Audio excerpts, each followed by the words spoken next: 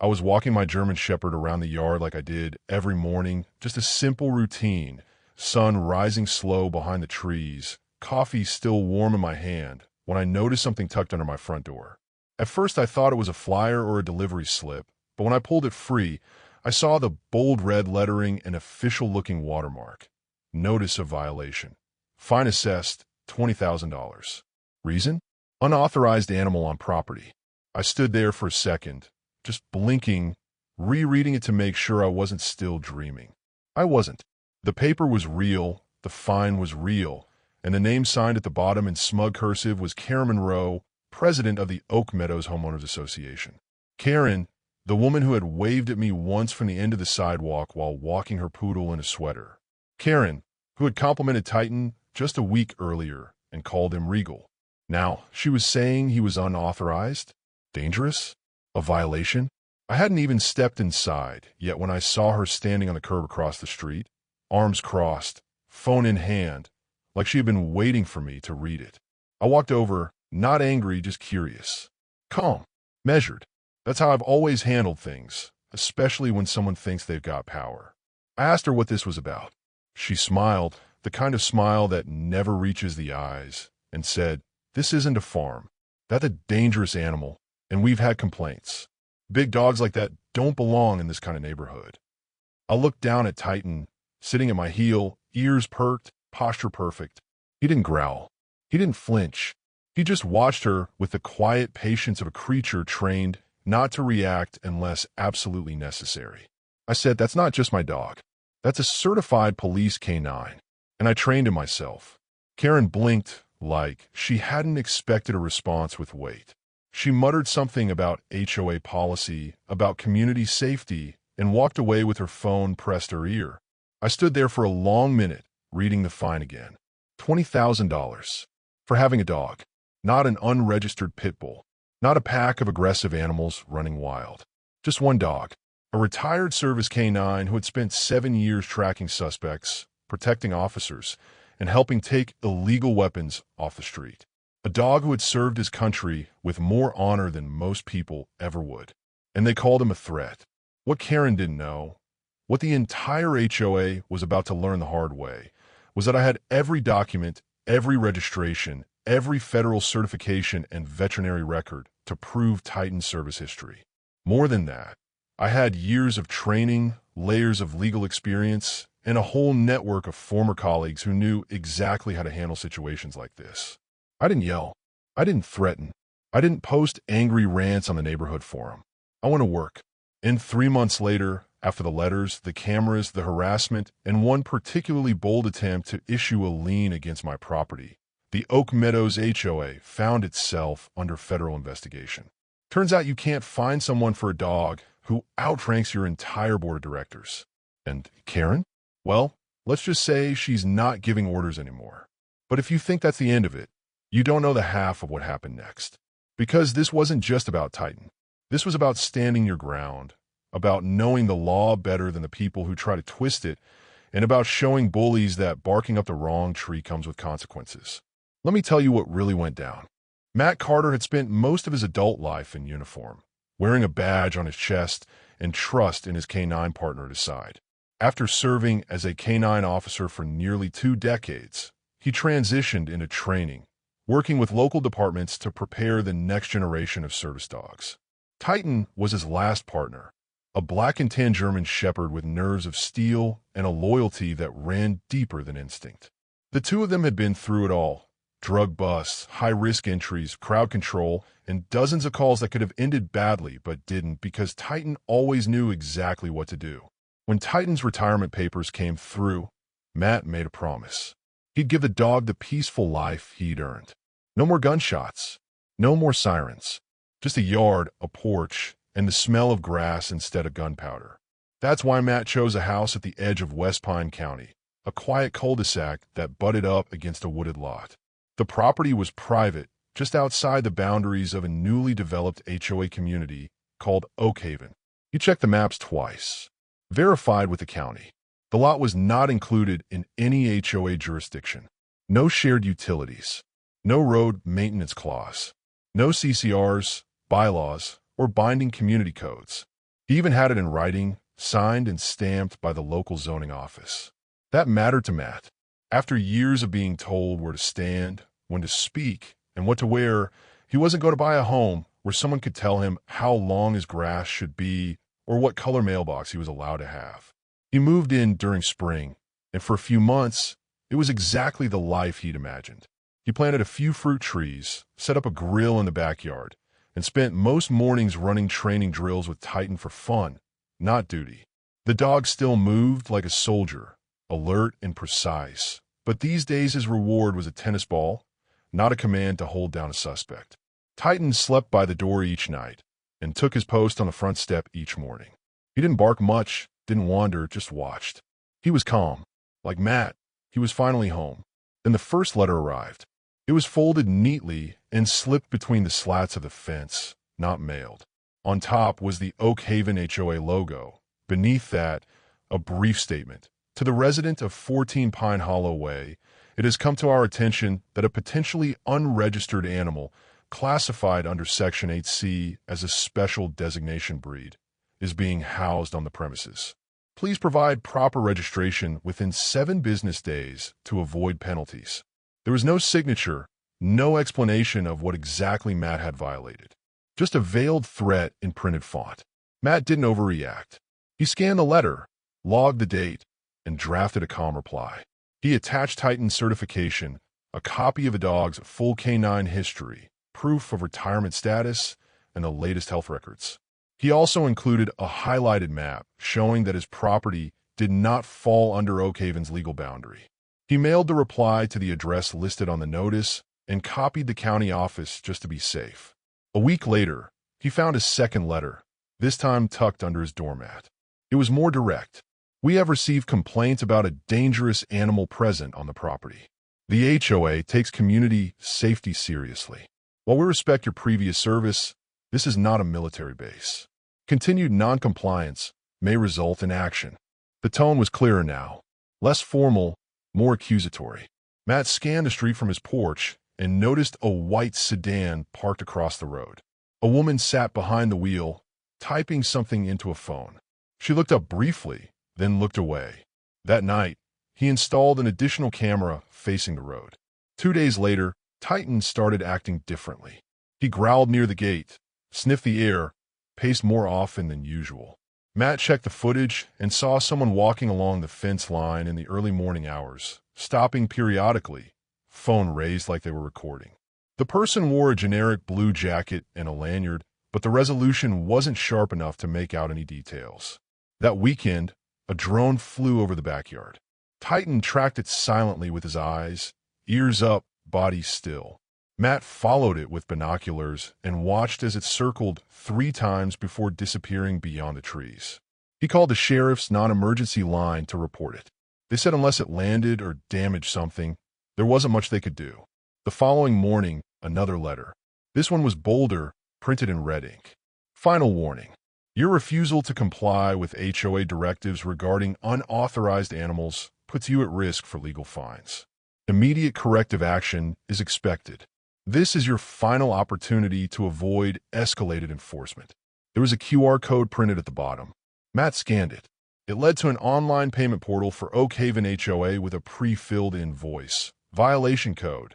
Unauthorized animal presence. $20,000. That was when Matt stopped treating this as a nuisance and started treating it like a threat. He reviewed every camera, backed up every video, compiled every letter, every date, every incident. He created a binder labeled Titan Defense File and stored it in a waterproof case. Then he began researching the HOA board. Karen Monroe appeared on every HOA letter, listed as president. A quick search pulled up her LinkedIn, her personal blog about preserving suburban values, and several online posts about removing disruptive elements from residential neighborhoods. She had a reputation for being aggressive, even controlling, but this was beyond petty rules. This was targeted harassment. Titan was not just a dog. He was a federal asset, trained under a government program, licensed and certified. His presence was legal, protected, and no civilian board had the right to declare otherwise. Matt had once trained dogs to detect explosives. He had taught handlers how to de-escalate situations, how to move with discipline, and how to observe threats without reacting too quickly. But now he was watching his own home become the target of a slow, methodical campaign of intimidation. One night, at exactly 2:03 a.m., Titan stood up from his mat by the door and began growling. Not loud, not frantic, just a low, rumbling sound like a distant engine. Matt rose, grabbed the flashlight, and checked the monitors. A man stood just outside the fence, holding a phone up, recording through the slats. He wore the same jacket as before. Matt flipped on the floodlights. The man turned and hurried away. Titan never took his eyes off him. Matt didn't sleep the rest of the night. In the morning, he pulled out his copy of federal code regarding working dogs, scrolled through the section on retired service animals, and highlighted every passage that protected handlers and their canine partners from harassment, misclassification, and public threats.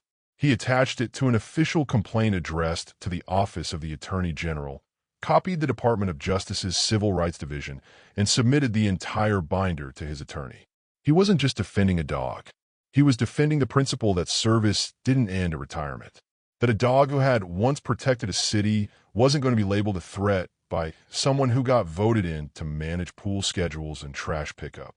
The line had been crossed, and now it was time to push back, quietly, legally, relentlessly, because the only thing worse than being underestimated is being underestimated by people who have no idea what kind of training you actually have. The envelope was thicker than the previous letters. It had a barcode on the front, a return address from the Oak Haven Homeowners Association, and an air of finality that made Matt pause before opening it. Inside was a multi-page violation notice, this time not just a warning, but a formalized demand. The HOA was fining him $20,000.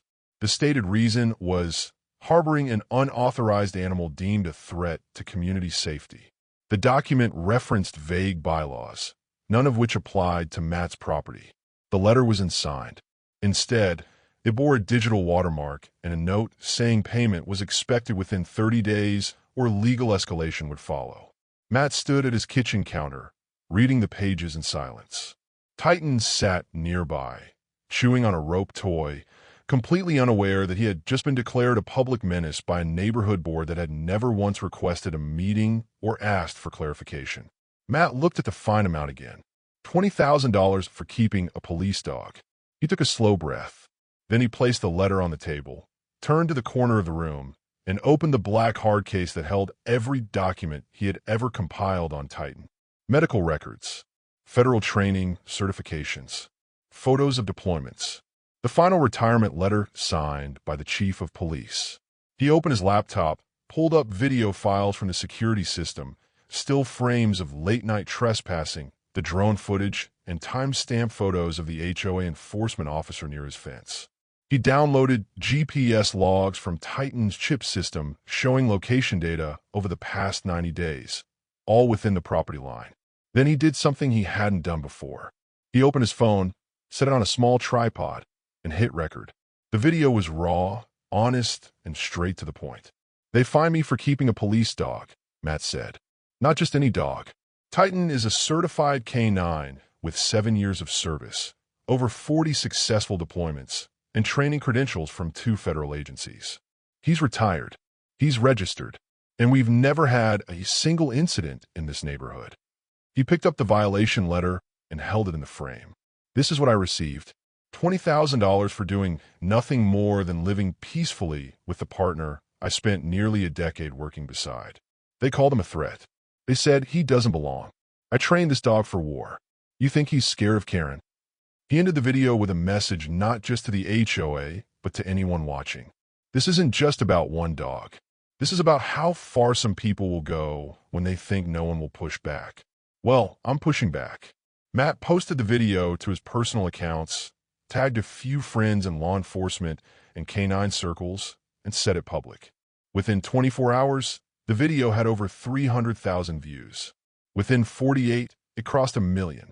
The hashtags #FreeTitan, #HOAFailed, and #K9Justice began trending. Comments flooded in from across the country. Former officers, dog handlers, veterans, animal rights advocates, and average citizens expressed outrage, solidarity, and disbelief. People shared their own HOA horror stories. Stories about getting fined for wind chimes, for small gardens, for feeding stray cats. But none hit as hard as Matt's. Because Titan wasn't a nuisance. He was a hero, a protector, a veteran. The outcry reached local news first, then regional, then national. Matt received dozens of interview requests, most of which he declined. He wasn't interested in fame, but he knew public pressure mattered. He accepted 2 interviews, one with a national canine advocacy group and another with a veteran-led podcast. Both went viral. The media attention forced the state attorney general's office to take notice. Within days, they announced an inquiry into the Oak Haven HOA for potential overreach and unlawful fine issuance. A hotline was set up for residents to report suspicious activity. Over 200 calls came in within the first week. Some described aggressive letters. Others spoke of threats for having unapproved lawn furniture or refusing to join community meetings. One woman, in tears, said she was fined $500 for feeding a stray cat without HOA permission. Matt submitted his complaint formally. He provided the full evidence packet.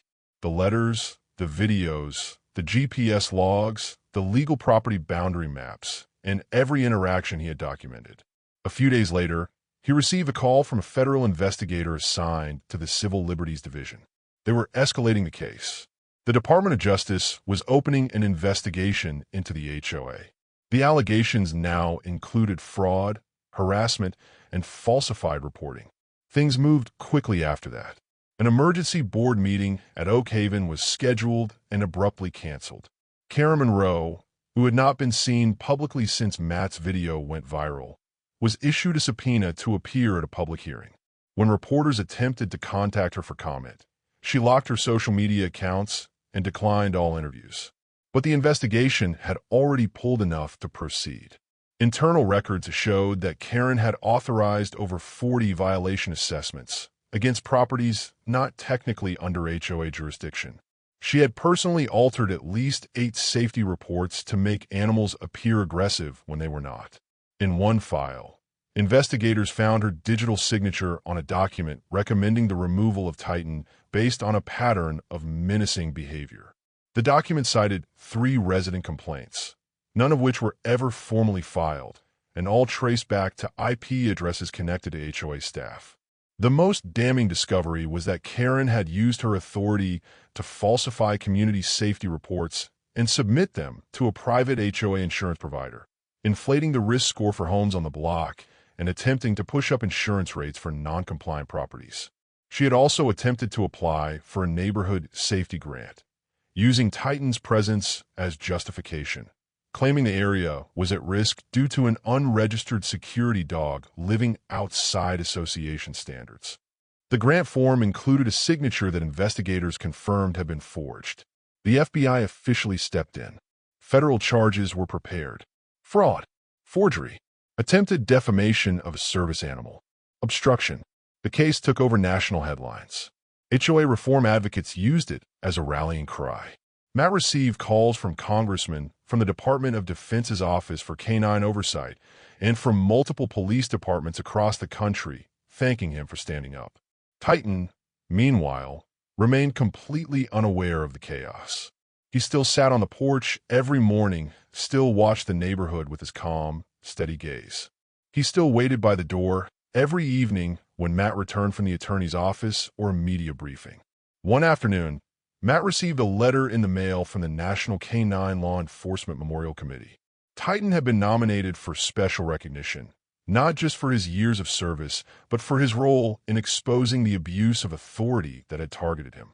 At the annual Canine Honor Ceremony, Titan was called to the stage, leash in Matt's hand, surrounded by handlers and police officers who had worked cases just like Matt's, but had never seen one so public, so clear, and so decisive. Titan received a medal and a standing ovation. And Karen? Karen was subpoenaed and forced to appear in a public hearing, her face red and tight as the charges were read aloud. She had no legal defense. The evidence spoke for itself. As Matt sat in the back of the courtroom, arms crossed, Titan by his side, He didn't smile or gloat. He just watched. Calm. Professional. The way a real handler does when the mission is complete. The fight was far from over. But the turning point had come. And the people who once tried to leash justice with fear had just been muzzled by truth. The courtroom was quiet as the judge read the verdict, each word echoing with finality. The plaintiff had proven his case beyond dispute. The evidence, dozens of letters, video recordings, forged citations, and false safety reports, had exposed a deliberate pattern of harassment, dishonesty, and abuse of authority by the Oak Haven Homeowners Association. Matt Carter sat calmly at the front of the courtroom, Titan lying obediently at his feet, the dog's ears relaxed but alert, as if he too understood something important was happening. The ruling was clear.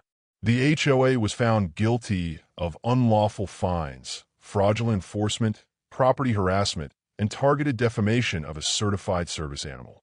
The judge declared the $20,000 fine against Matt null and void and ordered the HOA to pay the same amount in damages. The ruling specified it would cover reputational harm, legal costs, emotional distress, and costs related to repairing security systems damaged during the campaign of surveillance and intimidation. In addition, the court imposed a mandatory injunction. Oak Haven HOA was to be dissolved, effective immediately. Its assets, bank accounts, community amenities, and office property were to be liquidated to cover debts, judgments, and outstanding complaints filed by other residents who came forward during the investigation. All members of the HOA board were permanently barred from serving on any future neighborhood association governing body within the state. Karen Monroe, once so confident and smug in her self-appointed power, sat quietly behind her attorney, avoiding eye contact, her shoulders hunched. Her reputation was in shambles, and the media was not done with her yet. As the verdict circulated through the courtroom, reporters outside broadcasted live updates. Justice for Titan became the headline of the evening. Footage of the courtroom sketch, Matt walking out with Titan beside him, and the judge's written ruling all flashed across national news feeds. For many who had been following the case online, the verdict was more than just legal vindication. It was a signal that HOA abuse, long tolerated and often underreported, could finally be challenged and defeated. Matt hadn't set out to become a spokesperson. He was a trainer, a handler, a man of structure and few words.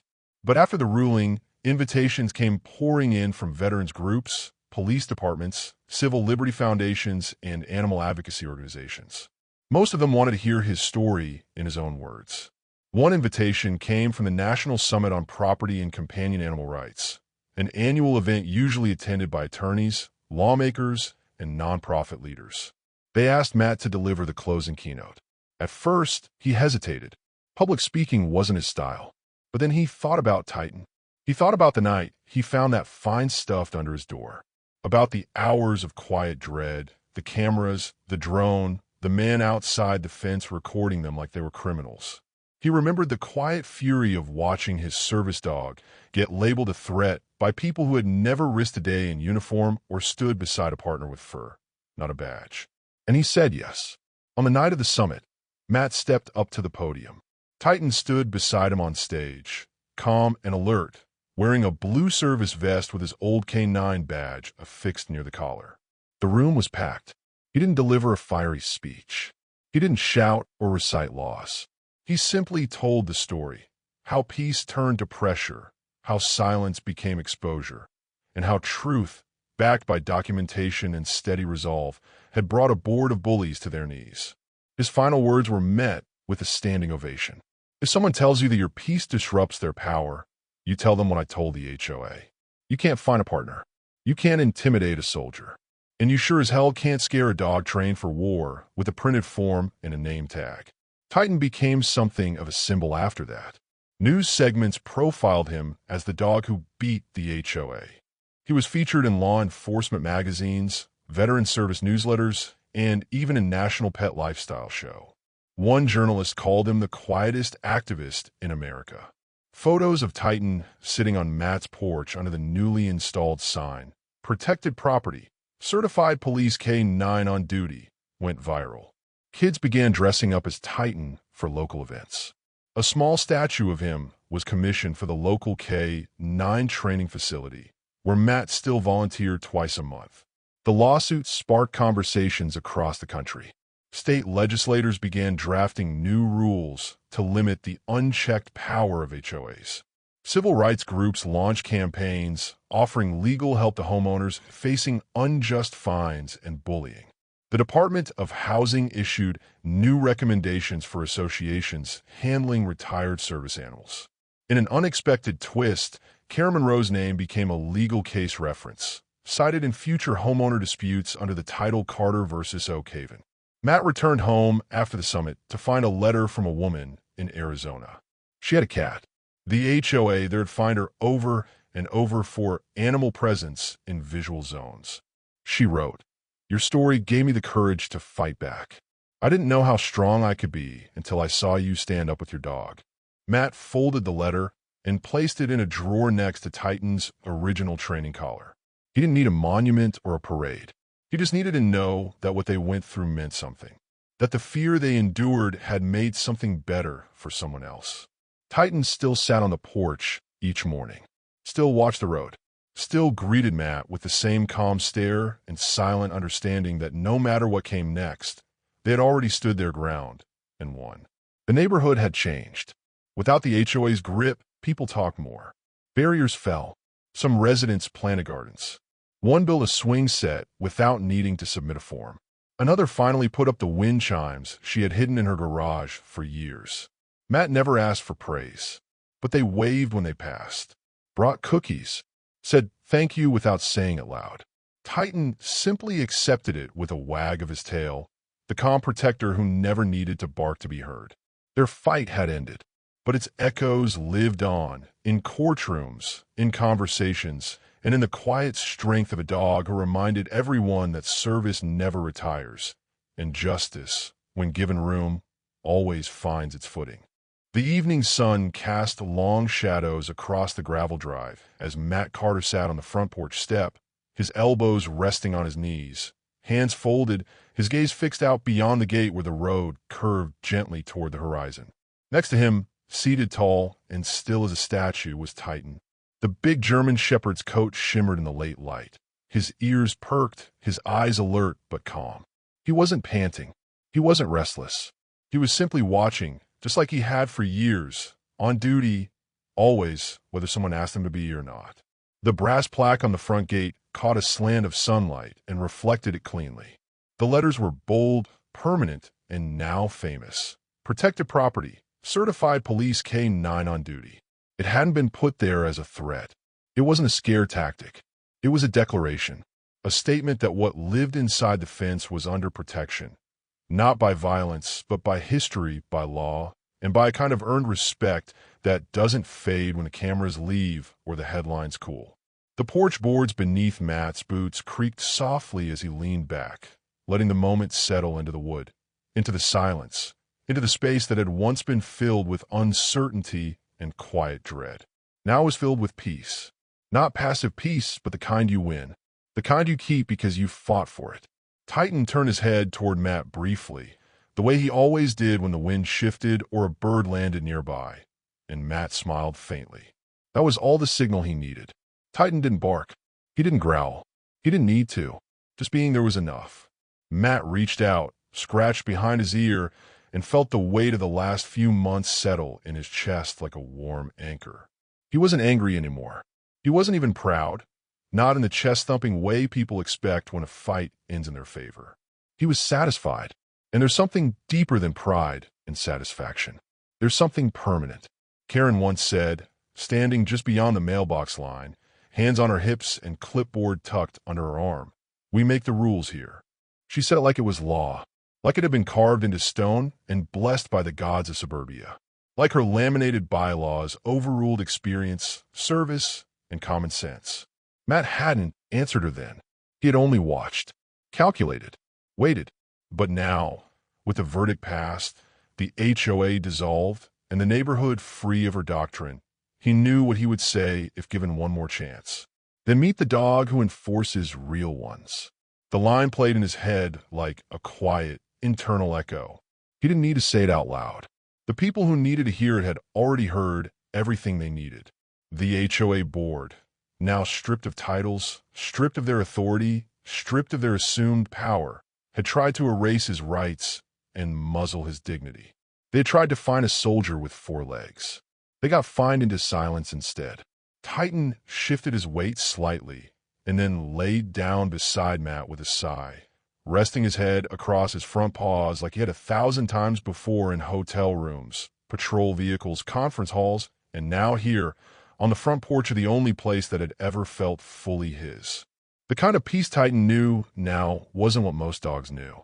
His peace had been earned through sirens and gunpowder, through fast commands and split-second decisions.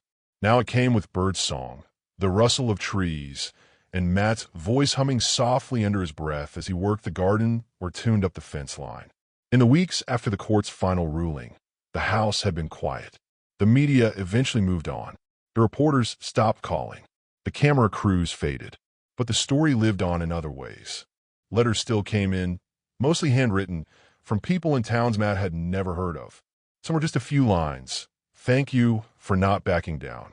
Others were full stories, typed out and neatly folded, describing neighbors fined for their American flags, veterans ticketed for leaving boots on porches, one woman fined 6 times because her seeing-eye dog was technically oversized for the HOA guidelines. They all ended the same way. You reminded us we can say no. Matt read them all. He responded to as many as he could. Some he kept, filed next to Titan's awards, badges, and training journals. One he framed. It was from a 12-year-old boy who wrote, "I want to be a dog trainer like you. Not just because you work with dogs, but because you stood up when someone tried to be mean to your partner." That one stayed on the wall. Titan had his own shelf now. Not because Matt wanted to glorify him, but because others had started doing it for him. A small law enforcement magazine ran a piece called "The Dog Who Shut Down the HOA." Another veteran's journal ran a profile under the headline, "When Loyalty Has Teeth." A bronze plaque was installed at the local K-9 training facility with Titan's name etched alongside others who had served. But for all the attention, Titan never changed. He still woke up early. He still watched the front gate. He still stood at Matt's side when strangers approached. And he still wagged his tail exactly once when offered a treat. No more, no less.